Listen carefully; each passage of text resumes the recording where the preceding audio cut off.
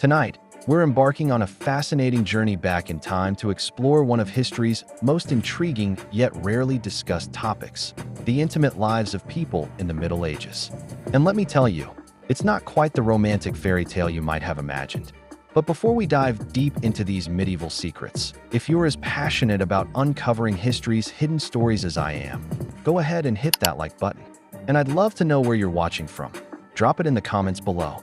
Now, let's dim the lights and step through time's portal together. What you're about to learn might completely change how you view medieval life. Picture this: you're in a typical medieval home. But forget about those Hollywood scenes of private chambers and romantic encounters. The reality?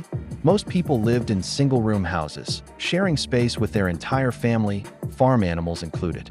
Yes, you heard that right. Chickens might have been your unwanted audience. Privacy, that was about as rare as a dragon sighting. And if you think the nobles had it better, think again. Even in grand castles, intimacy was hardly private. Servants would actually sleep at the foot of their masters' beds. Talk about awkward. But here's where it gets really interesting. The church had an iron grip on everyone's private lives, from peasants to nobles alike. Get this, there was literally a religious calendar dictating when couples could be intimate. Lent, off limits. Advent, nope. Fridays, don't even think about it. It's like having a medieval version of parental controls, but for your love life. The church's rule was crystal clear.